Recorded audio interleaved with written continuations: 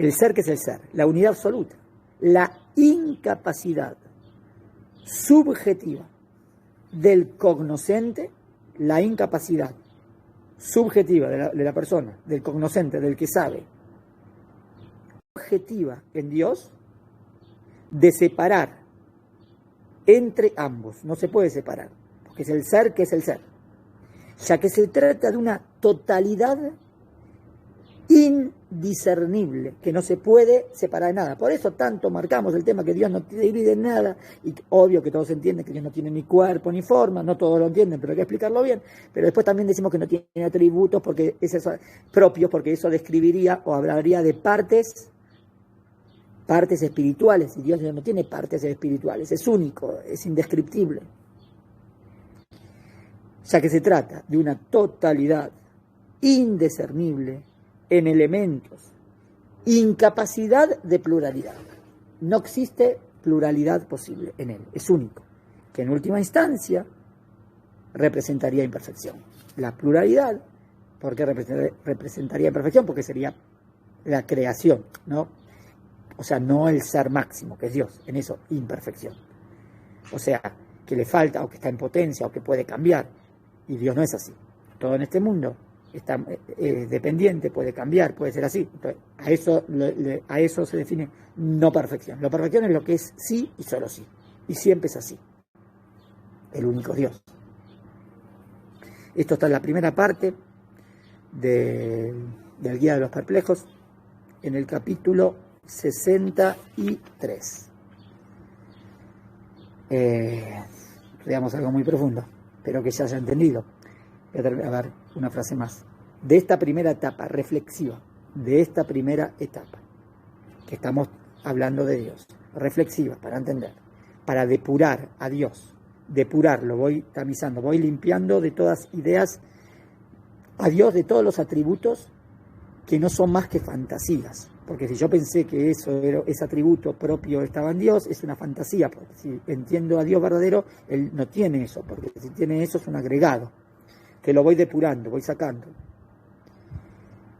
Que no son más que fantasías, parábolas, expresiones humanas, obvio, para tratar de entender a Dios, pero no elementos constitutivos de lo divino.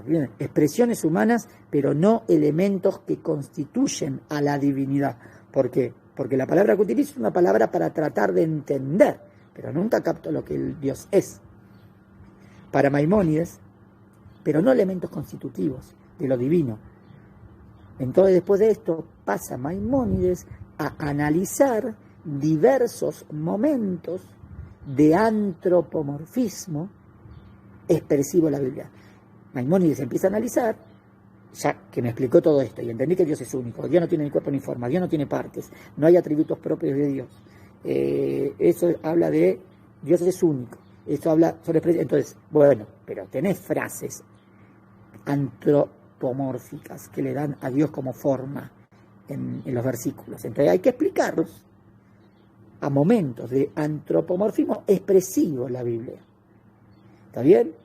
Y uno, obvio que cuerpo ya está descargado, eso quedó facilísimo de entender, que Dios no tiene ni cuerpo ni forma. Pero hay otras frases más difíciles. Por ejemplo, el primero, el más importante, es la revelación divina en forma de palabra. Por ejemplo, el pasú que más se repite en la Torah, Vaidaber Hashem el Moshe Lemor, y le dijo Hashem a Moshe. ¿Qué es le dijo? ¿Cómo la revelación que le viene a Moshe? Es le dijo. ¿Es una palabra? ¿Le dijo con palabras como el ser humano dice palabras? Dios le dijo a Moshe. ¿Están de acuerdo que decir es una expresión humana? Pero ¿cómo Dios habla con el ser humano? Obvio que se le revela, le viene la revelación. Pero ¿cómo está escrito en el versículo? Le dice. Entonces yo entiendo le dice, ahora yo pongo un grabador y puedo grabarlo. Si pongo algo, está bien. Pongo un grabador MP3, ¿va a salir? Yo soy tu Dios. ¿Voy a grabar la palabra de Dios que le está diciendo al profeta? ¿Entienden? El primero, el más importante, es la revelación divina en forma de palabra. Constantemente manifiesta los versículos, que Dios habló, que Dios dijo, etc. ¿Cómo debe entenderse esta comunicación de lo divino con lo humano? ¿Dónde está el clic? ¿Dónde está la relación? ¿Cómo viene esa comunicación de lo más elevado, que no tengo palabras para describirlo, y entonces al ser humano? ¿Cómo viene la palabra?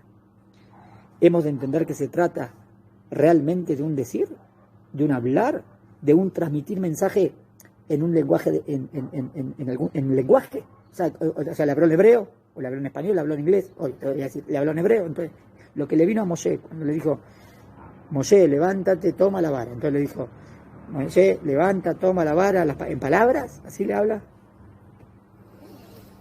El racionalista, Rambam, no puede ceder un palmo en materia de lógica y razón. Él trata y entender bien profundamente qué quiere decir, y no hay expresiones que hablen, que puedan llegar a la esencia de Dios. Entonces, cuando Dios le dice, le dijo, que ya dijimos, es la relación de Dios al ser humano, ¿qué quiere decir? ¿Dice como el ser humano? No. Entonces, si el hablar es humano, no puede ser divino.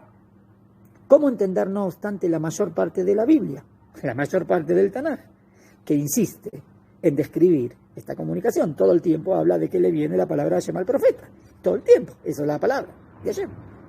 Hablar, decir, explica Maimónides, y con suma fidelidad a estos verbos. O sea, miren qué genialidad de Rama. Porque por un lado me explica el problema teológico, a ver a qué se refiere, y por otro lado quiere demostrarte que también esa palabra en hebreo significa eso. O sea, con suma fidelidad, es fiel a estos verbos en sus multifacéticas, muchas connotaciones. Ese verbo en hebreo también es decir, con palabras, pero también tiene otras acepciones. En lengua hebraica antigua, decir también en hebreo significa pensar.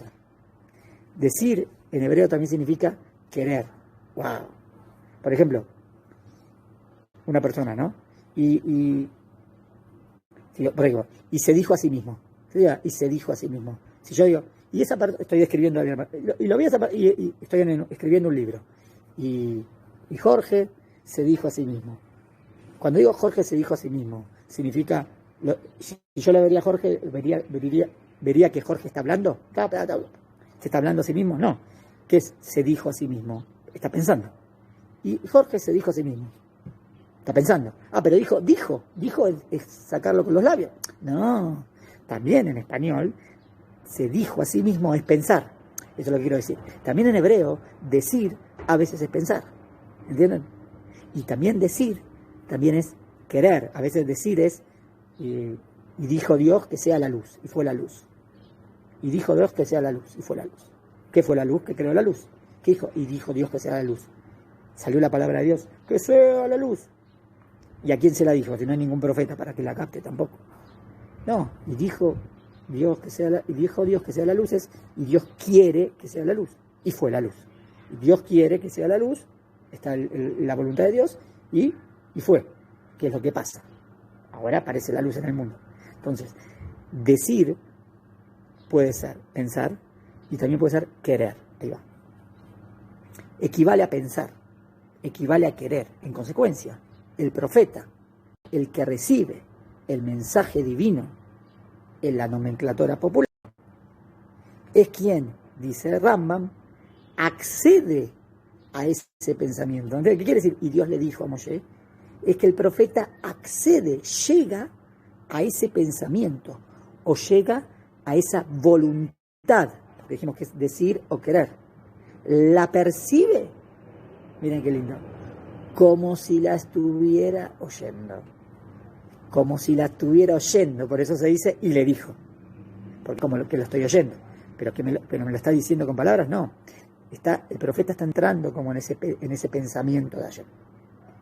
O el profeta está entrando en esa voluntad de Hashem. O sea, está entendiendo lo que Hashem quiere. O está entendiendo lo que Hashem ahora define. O sea, entró en el pensamiento. Entró en la voluntad. O sea, eso se dice en la Torah, le dijo. Qué profundo. Muy profundo. Vivo muchas cosas. Espero que les haya gustado.